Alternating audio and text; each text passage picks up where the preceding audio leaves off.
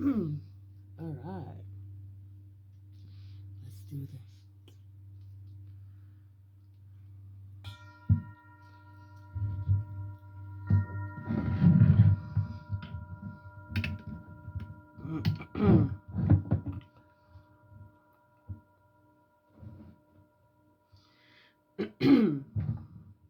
1 second.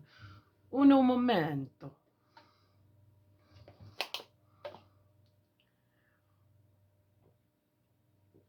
Mm, pink lemonade. Okay.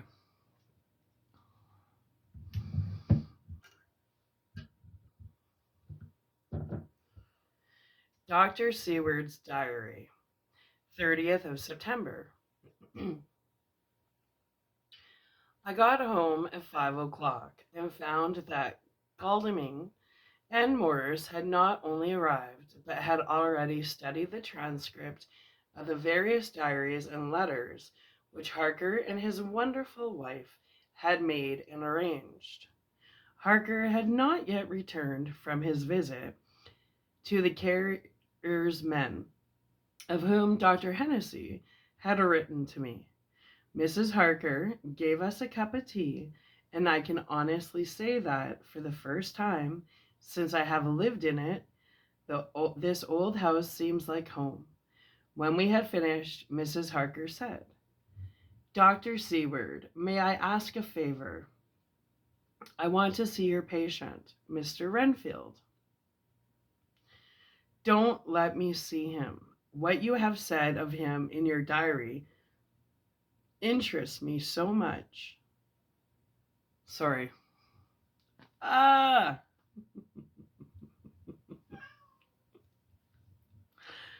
Let's try this again. Take two. Dr. Seward's diary, 30th of September. I got home at 5 o'clock and found that Galdamine and Morris had only... Fuck me. Hold on a sec. That cat. Jeez. Third time is a charm. All right. Let's try this again.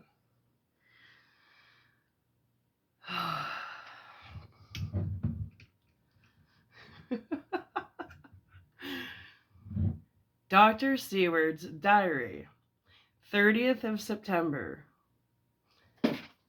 I got home at 5 o'clock and found that Galdamine and Morris had not only arrived,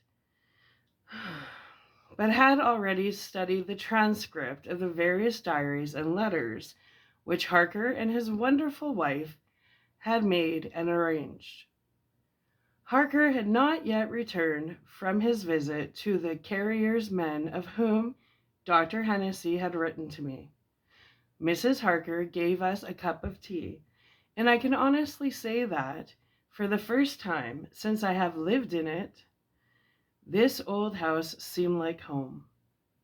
When we had finished, Mrs. Harker said, Dr. Seward, may I ask a favor? I want to see your patient, Mr. Renfield. Do let me see him. What you have said of him in your diary interests me so much. She looked so appealing and so pretty that I could not refuse her, and there was no possible reason why I should. So I took her with me. When I went into the room, I told the man that a lady would like to see him, to which he simply answered, Why? She is going through the house and wants to see everyone in it. I answered, Oh, very well, he said. Let her come in by all means. But just wait a minute till I tidy up the place. His method of tidying up was peculiar. He simply swallowed all the flies and spiders in the boxes before I could stop him. It was quite evident that he feared or was jealous of some interference. When he had got through his disgusting task, he said cheerfully, Let the lady come in, and sat down on the edge of his bed with his head down. but with his eyelids raised so that he could see her as she entered. For a moment, I thought that he might have some homicidal intent. I remembered how quiet he had been just before he attacked me in my own study, and I took care to stand where I could seize him at once if he attempted to make a spring at her. She came into the room with an uneasy gracefulness which would at once command the respect of any lunatic, for easiness is one of the qualities mad people most respect. She walked over to him, smiling pleasantly, and held out her hand. "Good evening, Mr. Renfield," she said. "You see, I know you, for Dr. Seward has told me of you." He made no immediate reply, but eyed her all over intently with a set frown on his face. This look gave way to one of wonder, which merged in doubt. Then, to my interest astonishment, he said, "You're not the girl the doctor wanted to marry, are you? You can't be."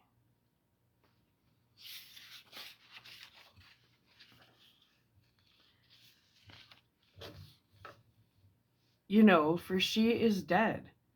Mrs. Harker smiled sweetly as she replied, "Oh, no.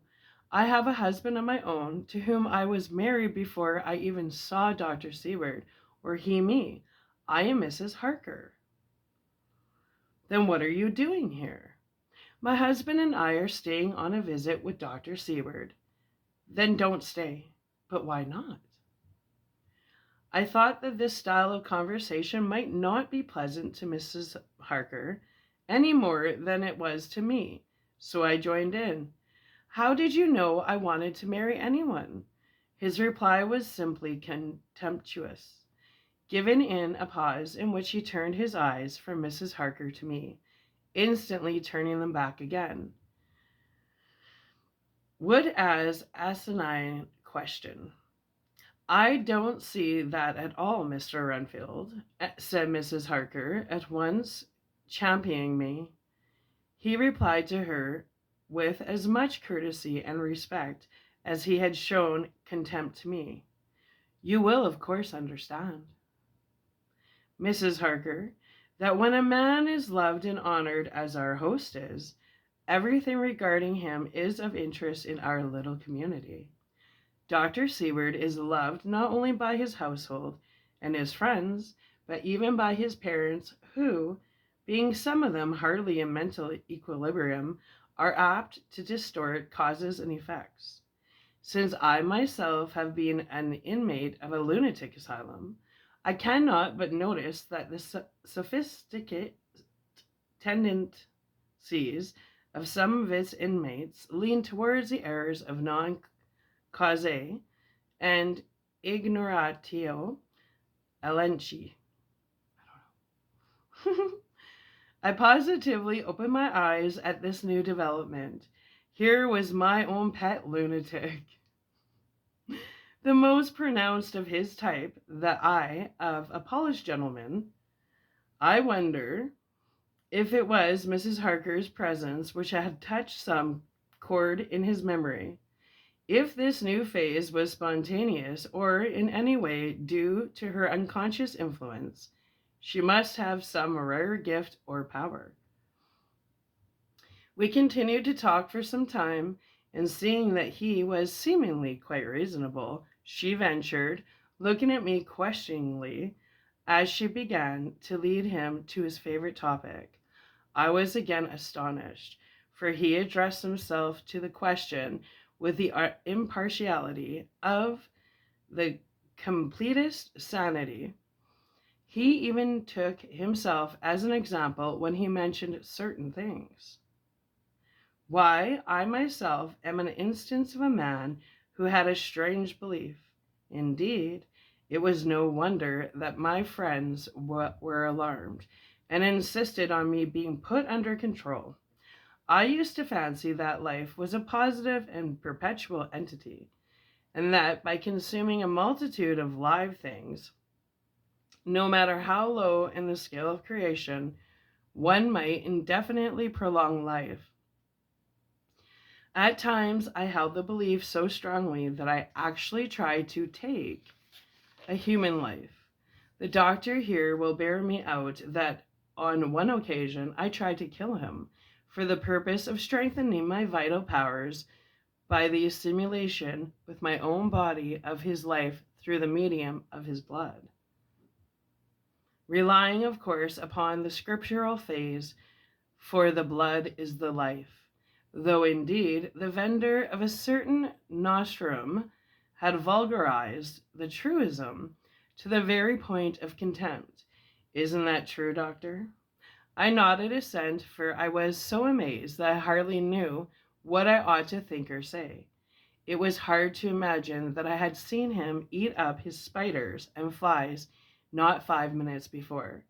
Looking at my watch, I saw that I should go to the station to meet Van Helsing, so I told Mrs. Harker that it was time to leave. She came at once after saying pleasantly to Mr. Renfield, "Goodbye, and I hope I may see you often, under auspice pleasant air to yourself." To which, to my astonishment, he replied, "Goodbye, my dear. I pray God I may never see your sweet face again. May he bless and keep you." When I went to the station to meet Van Helsing, I left the boys behind me. Poor Art seemed more cheerful than he has been since Lucy first took ill, and Quincy is more like his own bright self than he has been for many a long day. Van Helsing stepped from the carriage with the eager nimbleness of a boy. He saw me at once and rushed up to me, saying, "Ah, friend John, how goes? All well? So, I have been busy, for I come here to stay if need be. All affairs are settled with me, and I have much to tell. Madame Mina is with you?" "Yes." "And her so fine husband? And Arthur and my friend Quincy? They are with you too? Good." As I drove to the house, I told him of what had passed, and of how my own diary had come to be of some use through Mrs. Harker's suggestion, at which the professor interrupted me. "Ah, that wonderful Madame Mina. She has man's brain, a brain that a man should have, were he much gifted, and a woman's heart. The good old-fashioned her for a purpose. Believe me, when he made that so good combination, friend John, up to now, fortune has made that woman of us to help, has made that woman of help to us. After tonight, she must not have to do with this so terrible affair. It is not good that she run a risk so great. We men are determined, nay, are we not pledged, to destroy this monster? But it is no part for a woman. Even if she not harmed, her heart may fail her in so much and so many horrors, and hereafter she may suffer, both in waking from her nerves and in sleep from her dreams. And besides, she is a young woman and not so long married. There may be other things to think of sometime, if not now. You tell me she has wrote all, then she must consult with us.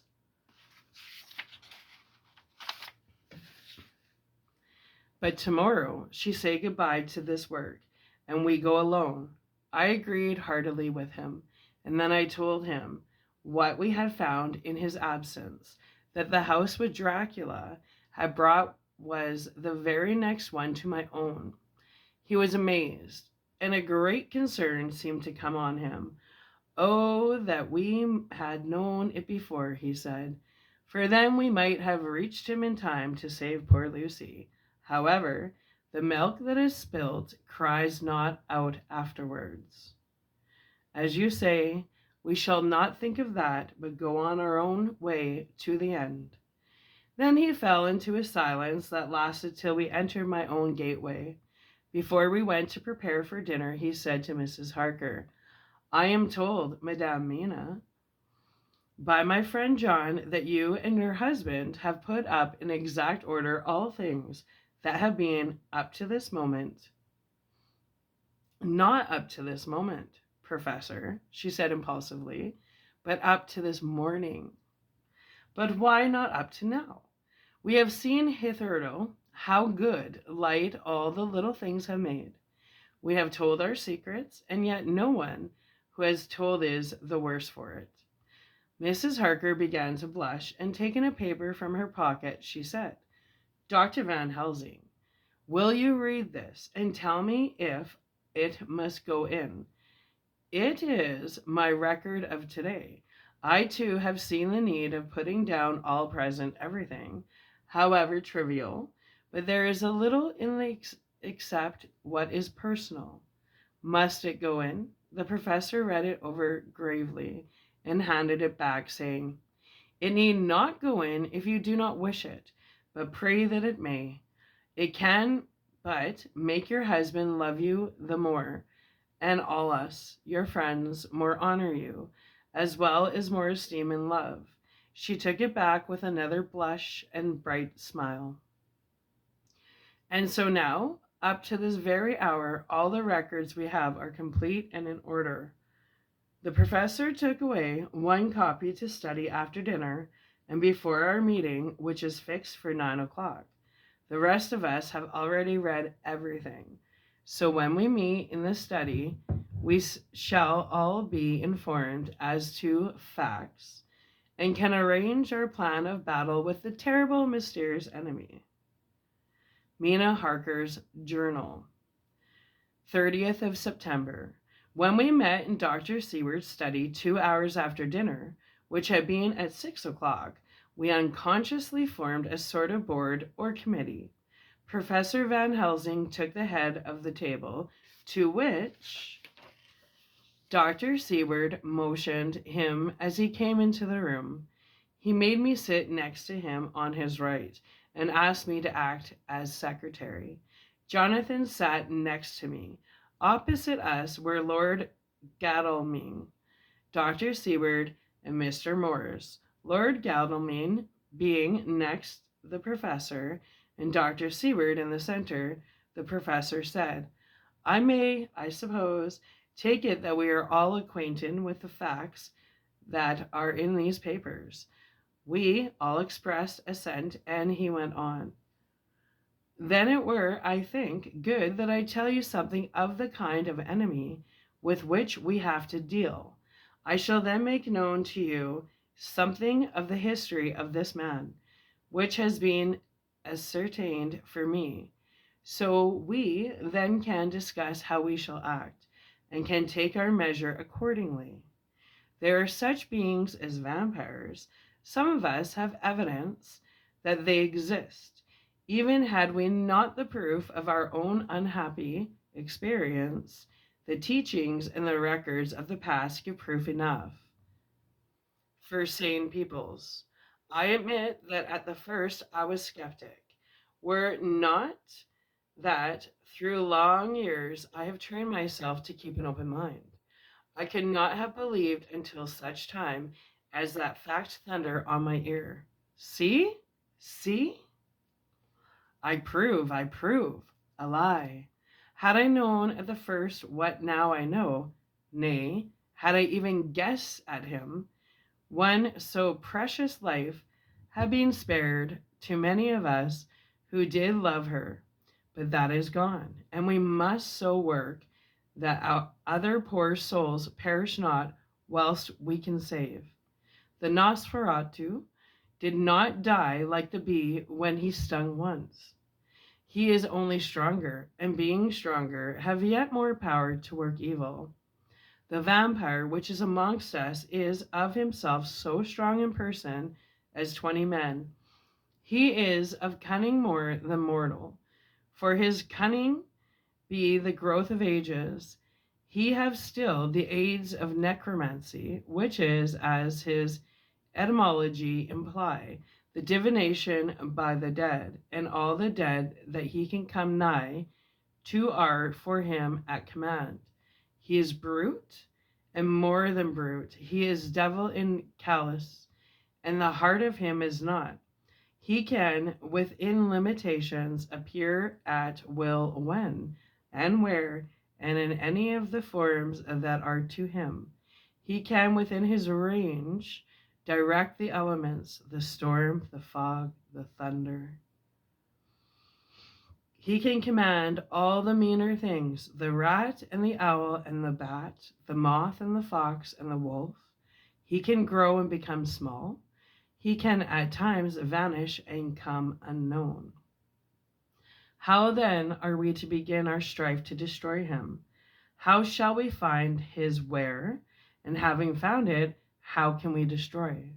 My friends, this is much. It is a terrible task that we undertake, and there may be consequence to make the brave shudder.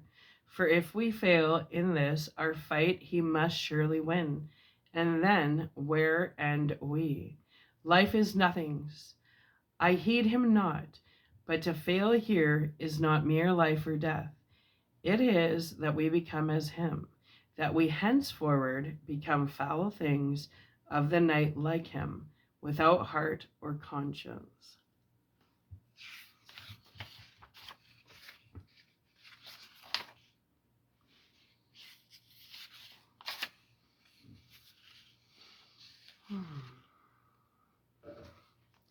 Preying on the bodies and the souls of those we love best. For us forever are the gates of heaven shut, for who shall open them to us again?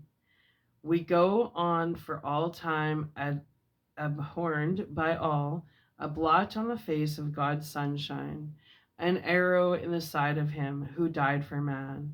But we are face to face with duty, and in such case must we shrink? For me, I say no. But then I am old, and life with his sunshine, his fair places, his song of birds, his music, and his love lie far behind.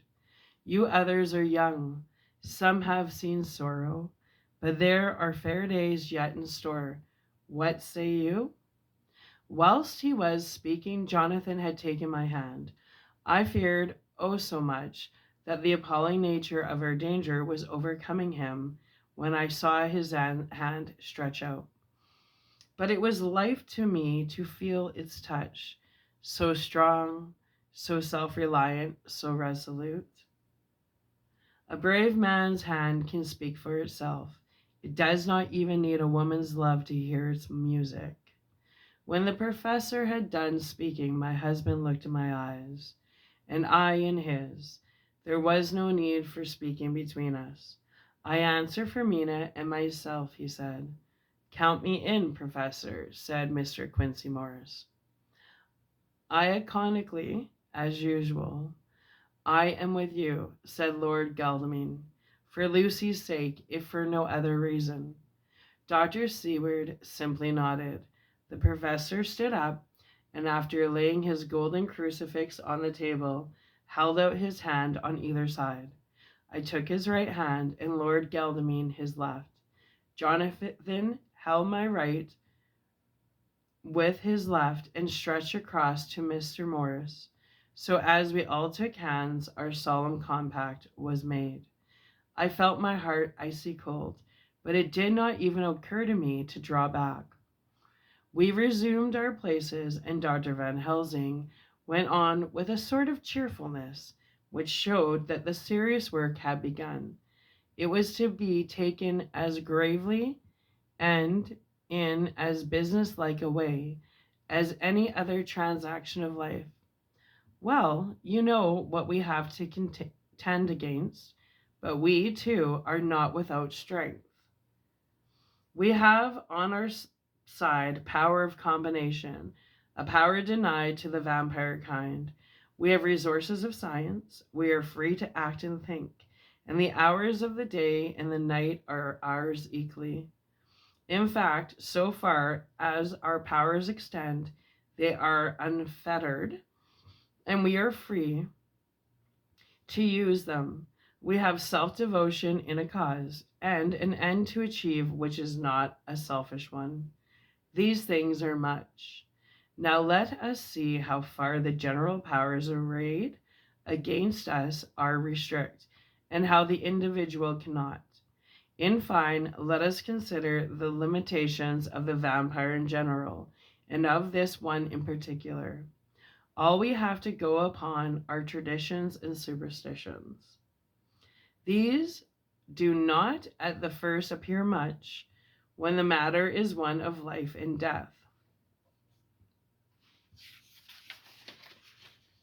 Nay, of more than either life or death.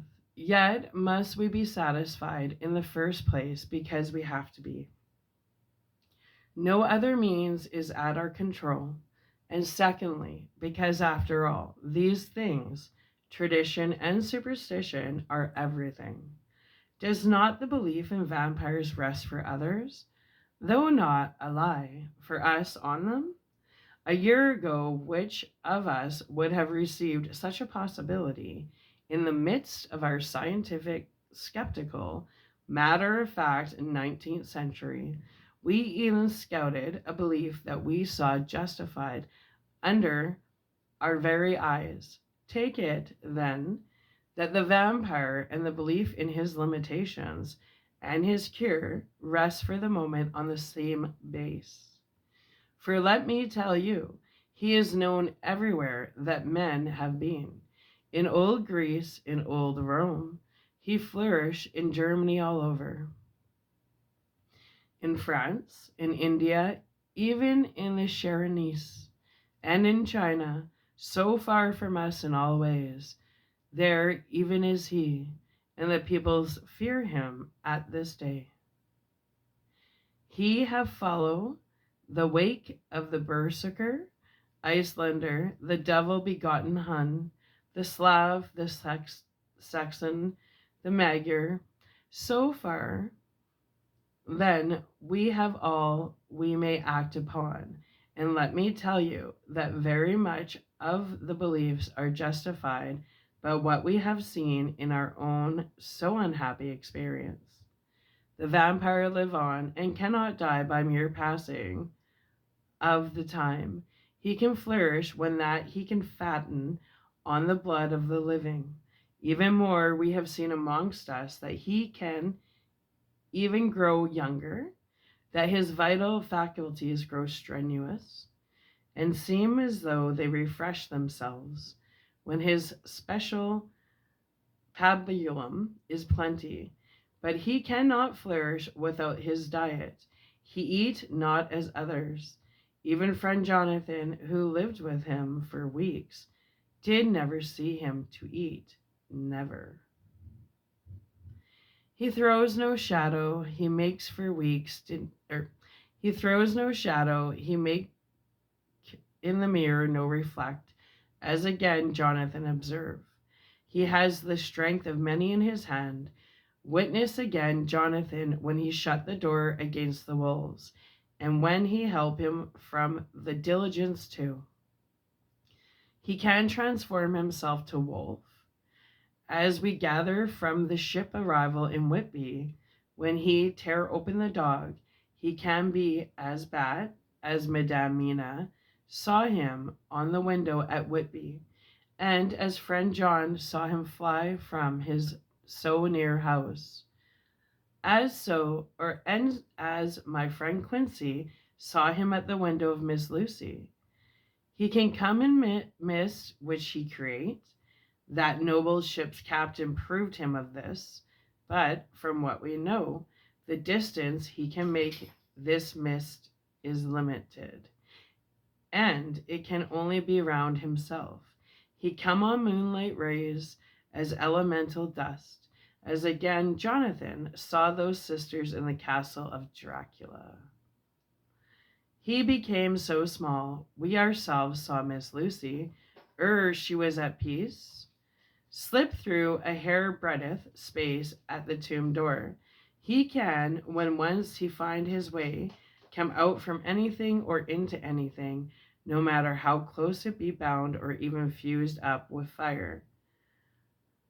Solder, you call it? He can see in the dark, no small power this.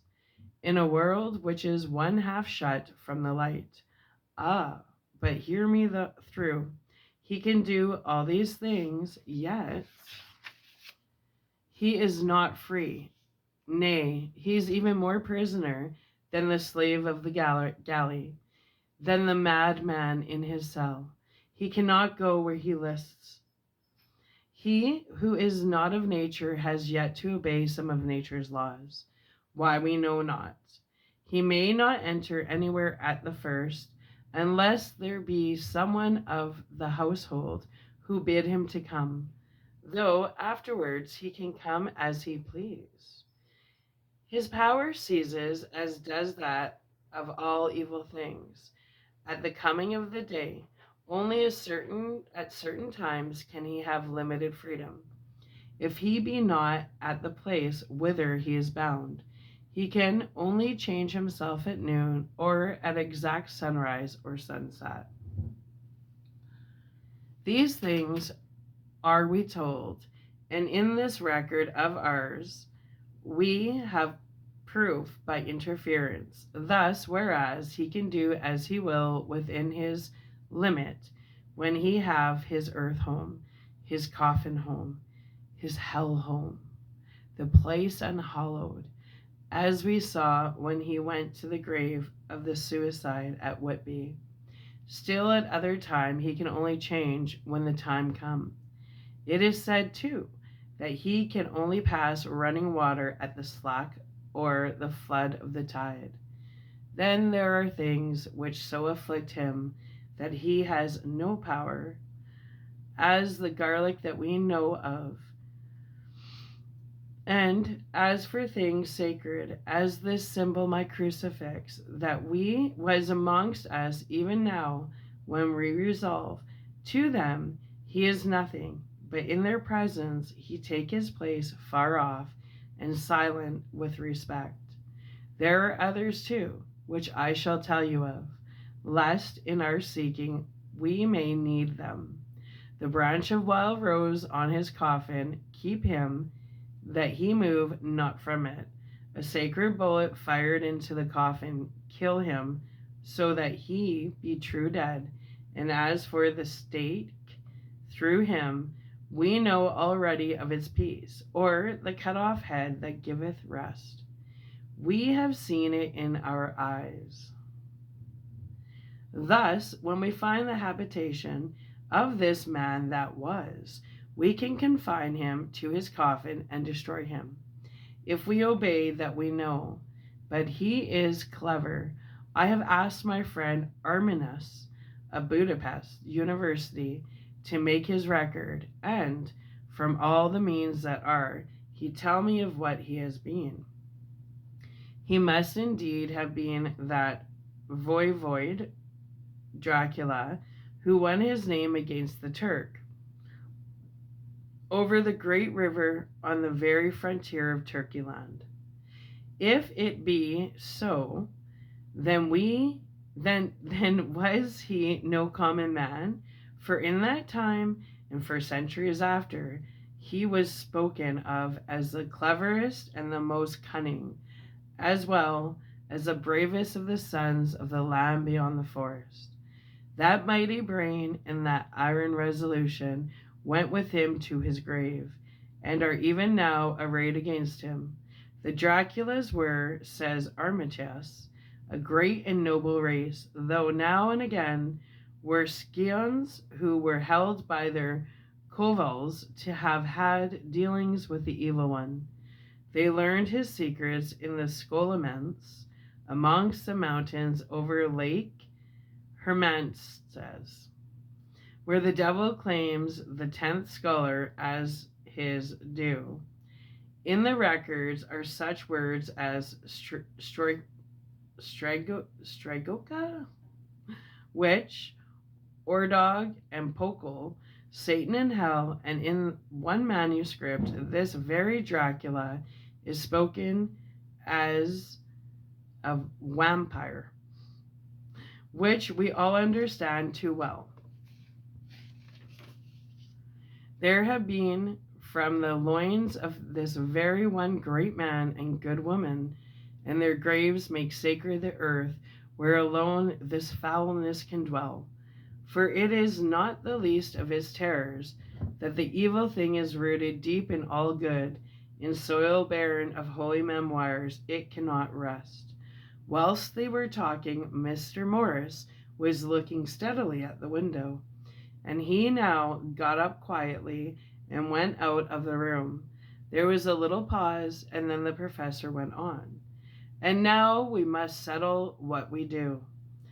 We have here much data, and we must proceed to lay out our campaign.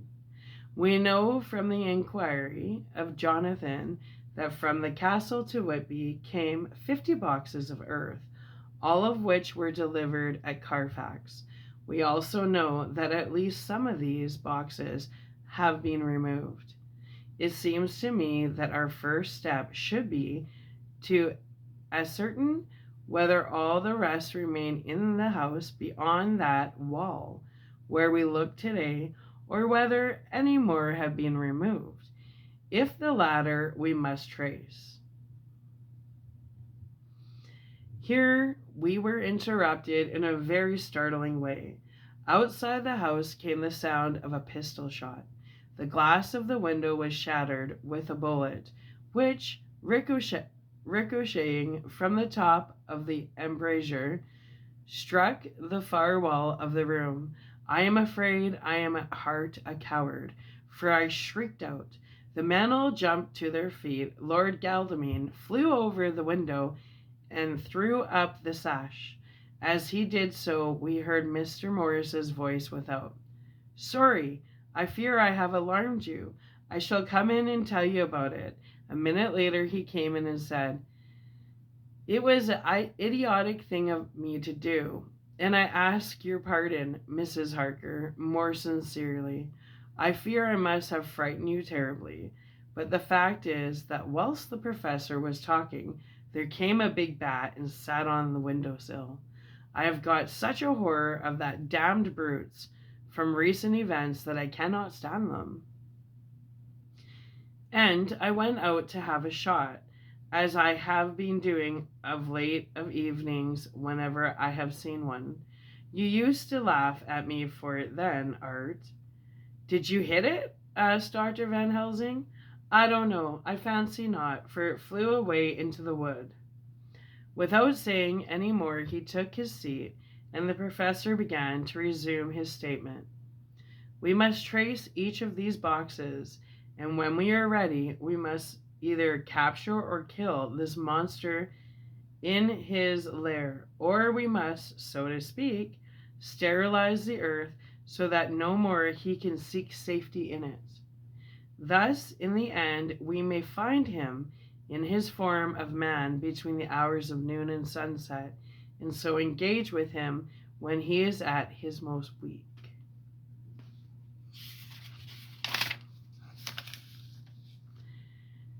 And now for you, Madame Mina. This night is the end until all be well. You are too precious to us to have such risk. When we part tonight, you no more must question.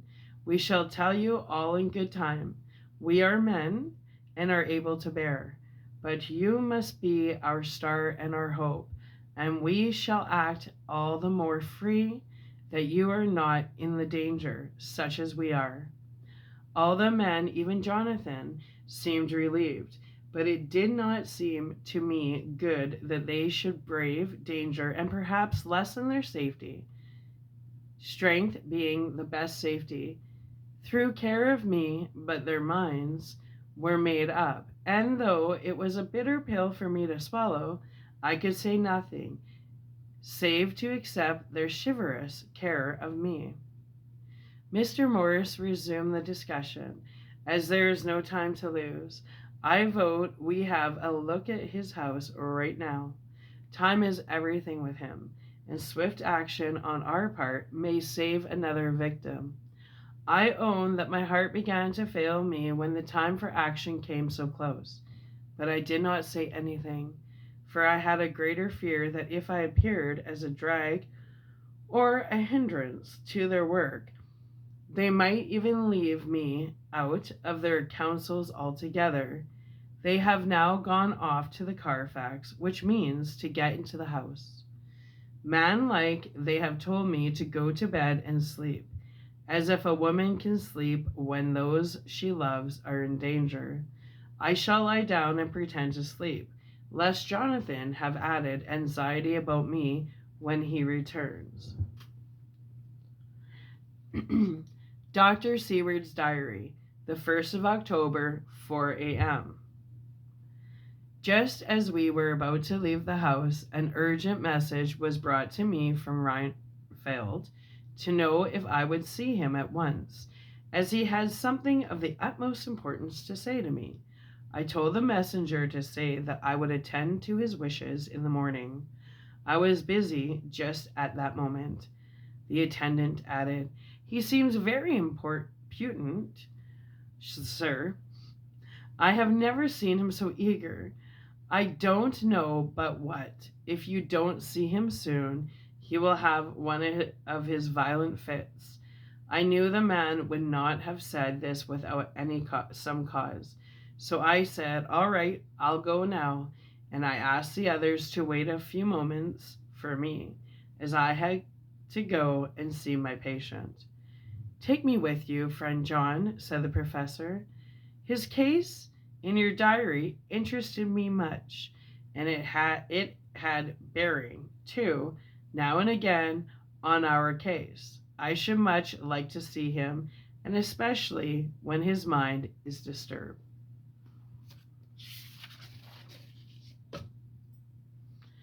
"May I come also?" asked Lord Godalming. "Me too," said Quincey Morris. I nodded, and we all went down to the passage together. We found him in a state of considerable excitement, but far more rational in his speech and manner than I had ever seen him.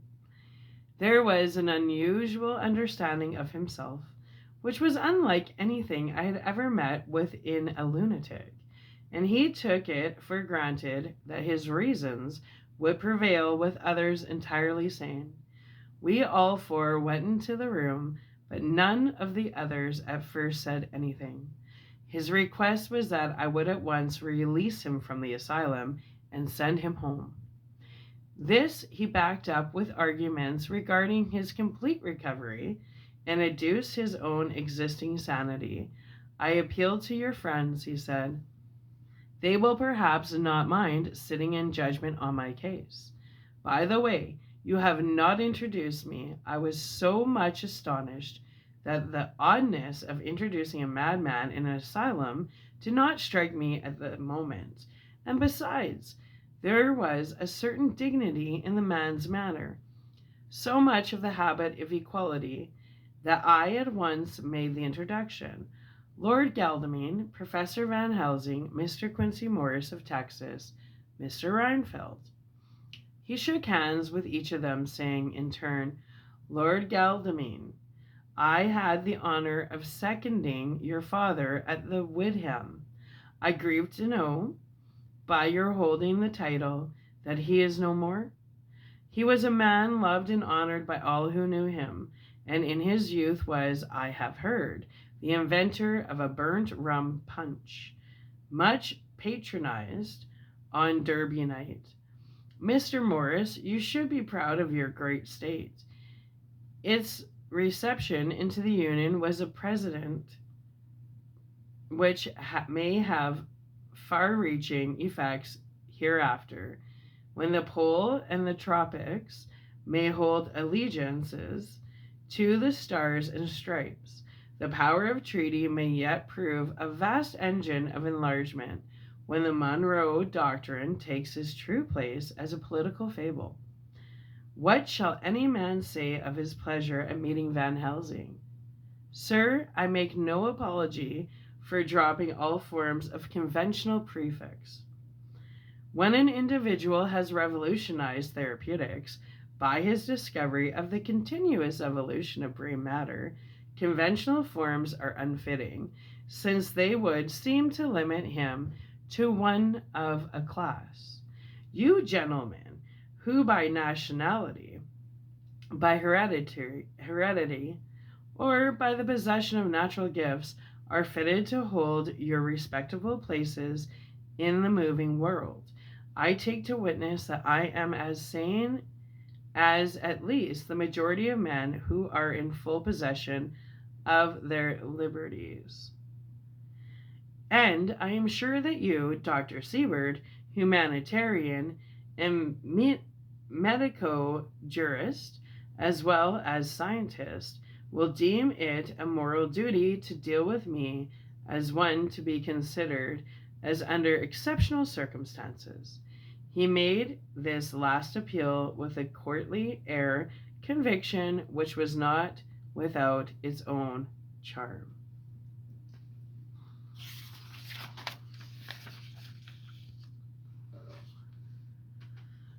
I think we were all staggered. For my own part, I was under the conviction, despite my knowledge of the man's character and history, that his reason had been restored, and I felt under a strong impulse to tell him that I was satisfied as to his sanity, and would see about the necessary formalities for his release in the morning. I thought it better to wait, however, before making so grave a statement, for of old I knew the sudden changes to which this particular patient was liable, so I contented myself with making a general statement that he appeared to be improving very rapidly, that I would have a longer chat with him in the morning, and would then see what I could do in the direction of meeting his wishes. Would then see, this did not all satisfy him, for he said quickly, "But I fear, Dr. Seward, that you hardly apprehend my wish. I desire to go at once, here now, this very hour, this very moment, if I may.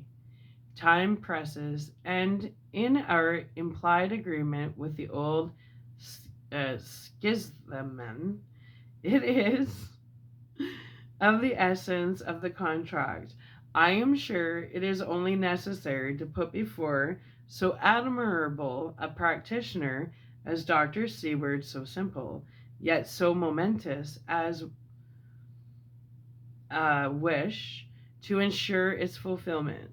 He looked at me keenly, and seeing the negative in my face, turned to the others and scrutinized them closely. Not meeting any sufficient response, he went on. "Is it possible that I have erred in my supposition?"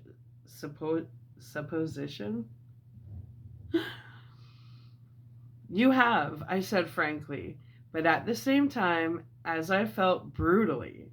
There was a considerable pause, and then he said slowly, "Then I suppose I must only shift my ground of request. Let me ask for this concession, boon, privilege, what you will. I am content to implore in such a case, not on personal grounds, but for the sake of others. I am not at liberty to give you the whole of my reasons, but you may, I assure you, take it from me that they are good ones, sound and unselfish, and springing from the highest sense of duty. Could you look, sir, into my heart, you would approve to the full the sentiments which animate me. Nay, more, you would count me amongst the best and truest of your friends." Again he looked at us all keenly. I had a growing conviction that this sudden change of his entire intellectual method was but yet another form or phrase of his madness, and so determined to let him go on a little longer, knowing from experience that he would, like all lunatics, give himself away in the end. Van Helsing was gazing at him with a look of the utmost intensity, his bushy eyebrows almost meeting with the fixed concentration of his look. He said to Renfield in a tone which did not surprise me at the time, but only when I thought of it afterwards, for it was as of one addressing an equal, "Can you not tell frankly your real reason for wishing to be free?" Tonight, I will undertake that if you will satisfy even me, a stranger without prejudice and with the habit of keeping an open mind, Dr. Seward will give you, at his own risk and on his own responsibility, the privilege you seek. He shook his head sadly, and with a look of poignant regret on his face, the professor went on. Come, sir, bethink yourself. You claim the privilege of reason in the highest degree, since you seek to impress us with your complete reasonableness. You do this, whose sanity we have reason to doubt, since you are not yet released from medical treatment for this very defect. If you will not help us in our effort to choose the wisest course, how can we perform the duty which you yourself put upon us? Be wise and help us, and if we can, we shall aid you to achieve your wish. He still shook his head as he does. Dr. Van Helsing, I have nothing to say. Your argument is complete, and if I were free to speak, I should not hesitate a moment. But I am not my own master in that matter. I can only ask you to trust me. If I am refused, the responsibility does not rest with me. I thought it was now time to end the scene, which was becoming too comically grave, so I went towards the door, simply saying, Come, my friends, we have work to do. Good night.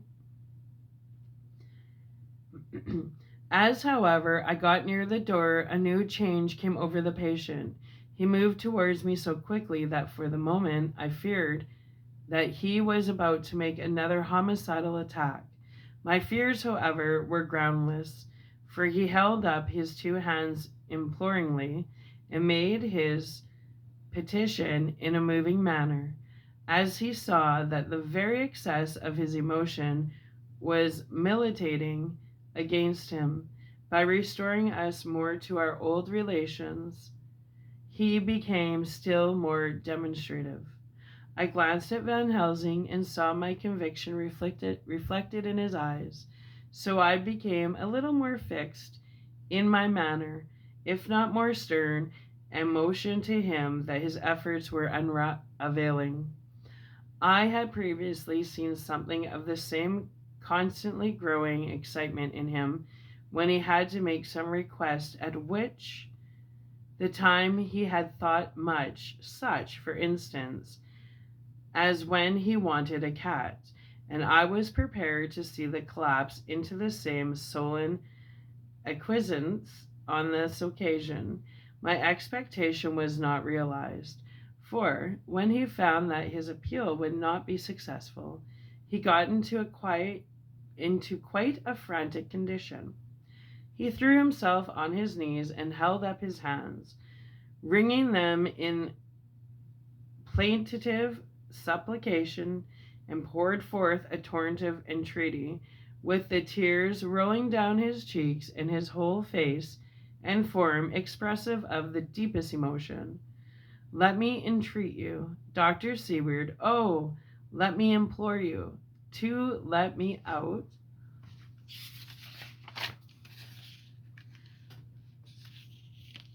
of this house at once. Send me away how you will and where you will.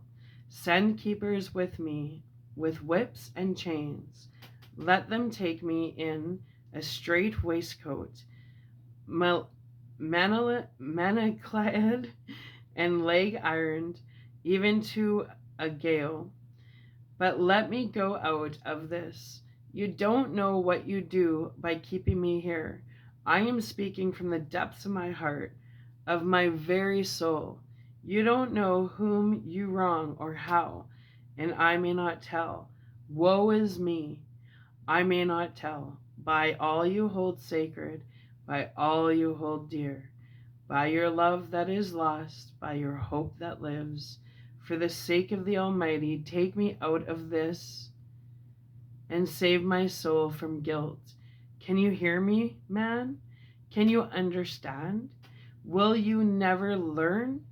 Don't you know that I am sane and earnest now?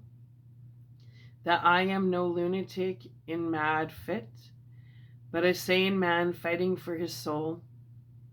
Oh, hear me, hear me. Let me go, let me go, let me go. I thought that the longer this went on, the wilder he would get, and so would bring on a fit. So I took him by the hand and raised him up. Come, I said sternly, no more of this. We have had quite enough already. Get to your bed and try to behave more discreetly. He suddenly stopped and looked at me intently for several moments. Then, without a word, he rose and, moving over, sat down on the side of the bed. The collapse had come, as on former occasions, just as I had expected. When I was leaving the room, last of our party, he said to me in a quiet, well-bred voice, "You will, I trust.